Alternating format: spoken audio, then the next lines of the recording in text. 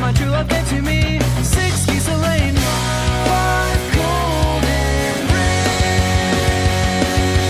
4 calling birds, 3 French hens, 2 turtle doves, and a partridge in a pear tree.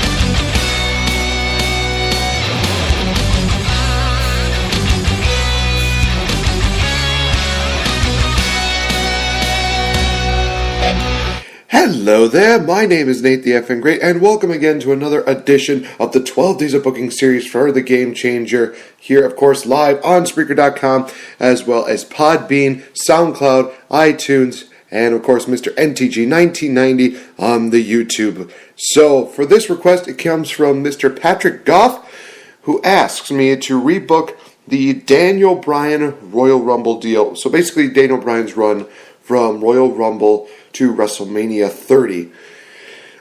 So here's going to be basically a spoiler for you guys.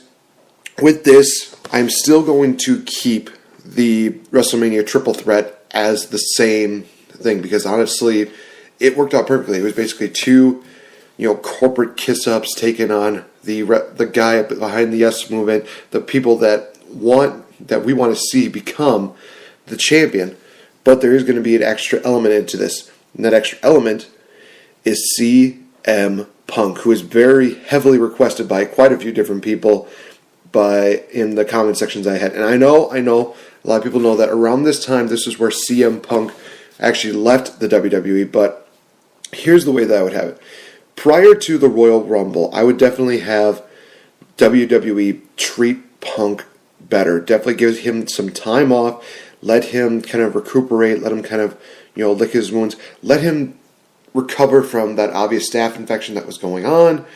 Just everything that CM Punk stated. Just be the company that's always there to help them. And there's a lot of businesses around there that do treat their employees like family. And you could still do that. And you could still be a high-end corporation and still treat others like family. So if you do that with CM Punk, he's definitely going to be more than grateful. And honestly, one of the things that he said that he wanted to do was to main event WrestleMania. In all honesty, instead of just recreating the whole triple threat deal where you had the same thing happen at WrestleMania 20, add another element to it, to a guy who definitely deserves to be in the last match, in the main event. So let's start off at the Royal Rumble. Basically, everything still goes the way it goes. The Authority still has a little bit of issues with CM Punk and with Daniel Bryan. Now, here's the thing. Daniel Bryan does get entered into the Royal Rumble, and CM Punk is still entering at number 1. So from there, we actually go from that to the final 4, which are Daniel Bryan, CM Punk, Batista, and Roman Reigns. Because in all honesty, you definitely still want to build up another star in there. And while you kind of want to groom Roman Reigns to be the next guy, don't let him win on this one. He's actually going to be one of the first few people. Actually, he's going to be the first one eliminated, followed by CM Punk. And Batista and Daniel Bryan battle out. Daniel Bryan overcomes Batista, and he wins the Royal Rumble. And it just seems like it's a Cinderella story come true. He is going to WrestleMania. He's going to be challenging the champion at WrestleMania, that of course being Randy Orton. Now, the night after, the Authority actually makes a bounty out for Daniel Bryan. Because honestly, it's been a while since they've actually done a storyline like that, and I really did love that. They say basically, if you take out Daniel Bryan, that you get a monumental bonus. So you have a lot of these people that that want to cash in on this. You have guys like members of the Shield. You have people like the Wyatt family. You have a lot of other people that are trying to cash it in. In the end, though, just like it happened with Goldberg, Batista's the one who seemingly takes out Daniel Bryan, just power bombing him, just beating him down and taking him out. So obviously the money goes to Batista, as an extra bonus for taking him out. And he's actually given a matchup between him and Daniel Bryan at the Elimination Chamber event, because God help me, that Del Rio and Batista thing did not make any sense whatsoever. Oh, they were feuding on Twitter. Yeah, not all great feuds are on Twitter. So we have Daniel Bryan versus Batista set up for that. So that also begs the question, what does that mean for Daniel Bryan's spot in the Elimination Chamber? Well, that spot is going to be filled by, you guessed it, CM Punk. Elimination Chamber comes around, and we see Batista actually beat Daniel Bryan, because Daniel Bryan, he's broken down. He is just absolutely in the worst way, but he's still going to overcome into this matchup and say, I'm not going to let the Authority win. I am not going to let them, turn me into the victim. So basically, he's just going there, and he's given it his all, but Batista overcomes it, and he beats Daniel Bryan.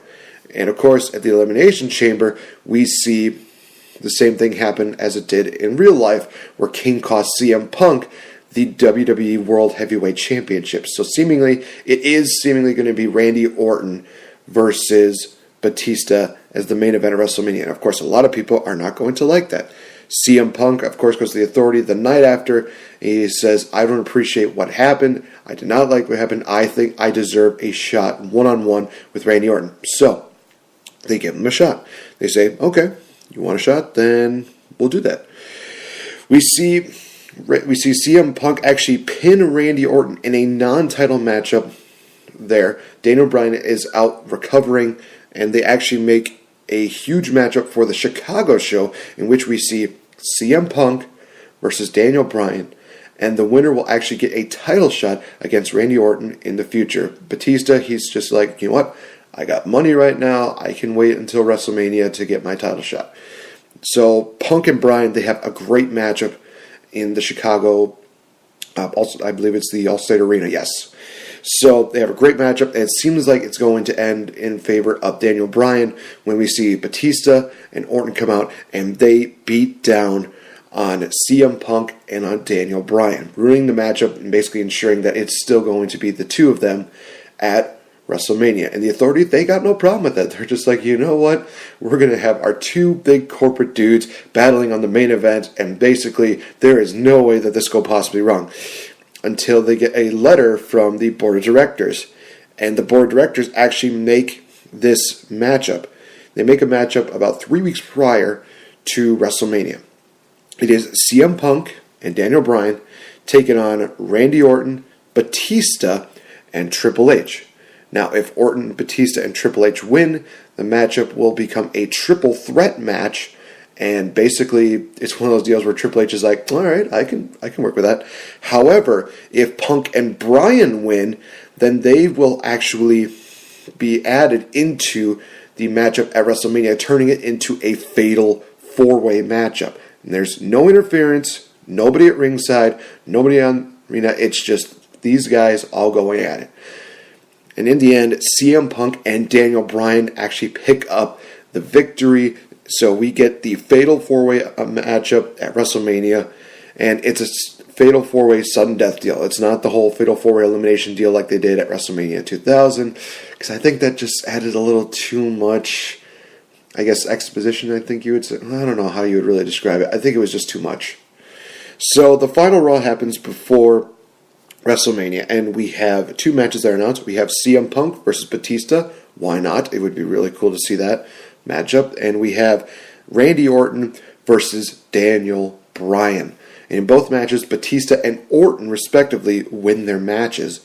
And obviously the Authority are going in with a big chip on their shoulder, and they're making it seem like we've got this. We got this, no problem. WrestleMania comes around, and the main event is set. It's the fatal four-way matchup for the WWE World Heavyweight Championship. And we see just a lot of great action. We see a double suicide dives from Punk and Bryan. We see the powerbomb RKO combo from Batista and Orton on Daniel Bryan on the on the announce table. Because honestly, that was a really cool spot. I really enjoyed that, and I would definitely keep that. We see CM Punk just get double teamed again by Randy Orton and Batista. And even when they have those, like the one-on-one deal where they're thinking like, oh, well, we took out our two big threats. Now it's time for us to decide who deserves to be the champion. it's still really relatively good. CM Punk actually takes out Randy Orton with the GTS. Randy Orton is thrown to the outside of the ring. CM Punk seems like he's got it. Batista hits a Batista bomb on CM Punk. Daniel Bryan, though, comes out of nowhere with a running knee, locks in the LeBell, locks in the yes lock. It seems like Orton is going to get in for the save, but Batista just taps out. Batista loses, and we see Daniel Bryan again as the WWE World Heavyweight Champion. Still the same result, but we add a little bit more of an element to it, and that again being CM Punk. After the match is over, CM Punk is in the ring with Daniel Bryan. Daniel Bryan is celebrating here, but CM Punk, instead of, doing an attack deal, instead of him turning heel, we have CM Punk actually do just like with Eddie Guerrero and Chris Benoit. He's clapping for Daniel Bryan. He's raising his hand. He's saying that you deserve this. And if they feel comfortable with this, I think it would be actually make for a very great moment. I would love to see CM Punk and Daniel Bryan actually share an embrace as a way of saying, we've worked so hard for this moment, and we definitely have earned this moment. So it definitely still keeps, Daniel Bryan on the role that he was, because he definitely deserved to be in the main event of WrestleMania, and he deserved to be the champion. But also, it gives CM Punk what he wants, and that is his main event match at WrestleMania. So you basically have two great stories there, and you have a very happy CM Punk who will definitely be working with the company for a little while. After this, I would give him a little bit of leave of absence, because obviously, as he mentioned, he's going to be getting married, he's going to be going on his honeymoon. I would say, you know what, CM Punk, you've done good. Take some time off, enjoy your time with your wife, and just, best of wishes to you. And if CM Punk, wants to renew his contract, great. If he doesn't, then just, be professional about it. Just say, you know what, we completely understand that. Let us have you have a good send-off. Also, after this has happened, post-WrestleMania, I would actually have Daniel Bryan and Batista feud for the world title. Now, obviously, a lot of people are thinking, well, what about the match with Kane? Just screw that. Because you have to remember that the Tombstone is what gave Daniel Bryan the stinger in the first place. I think that with Batista, he would be a bit of a safer worker to work with Daniel Bryan. So, having that as the matchup that happens the night after WrestleMania would be awesome. And then you could also give Randy Orton his rematch a little bit later on. But it would also kind of conflict with the whole Evolution and the Shield deal. But in all honesty, I think the Shield and Evolution could probably wait until Payback, really. So let's get, Daniel Bryan, Randy Orton, and Batista title matches going into Extreme Rules. And then maybe if they want to actually build it as a triple threat matchup because CM Punk's taking time off, by all means do that. So that is how I would book the Daniel Bryan Royal Rumble deal. Hopefully, Patrick, you're pleased with how I booked it. It was not as easy as a lot of people think, and I really wanted to put CM Punk in here because of the fact that he was heavily requested by so many people. And also, I just think that he really deserved it. This would have been a great year to have CM Punk in the main event. Not necessarily win, but I think all CM Punk wanted to do was be in the main event. I don't think he even cared if he won. He just wanted to be a part of the main event. So, give him that. Like I said, treat him well, and he's going to talk more highly of the company. So, yeah, that's how I would have booked it. So thank you guys so much for joining me here for day 6. So day 7 is going to be coming up. I'm already halfway through, and oh boy howdy, this has been some of the most insane stuff that I have actually done. But I'm enjoying it so much. So thank you guys again for your comments. Thank you guys for the suggestions. And don't forget to check out more of them. I'll have day 7 ready by Wednesday. I'm starting to really get back into this, so things will be going good. I'll even try to have one up on Christmas Eve. So be sure to look out for that. So ladies and gentlemen, thank you again for joining me here. And we'll see you guys in the next podcast. Bye-bye. A few moments that we have left, we want to talk right down to earth in a language that everybody here can easily understand.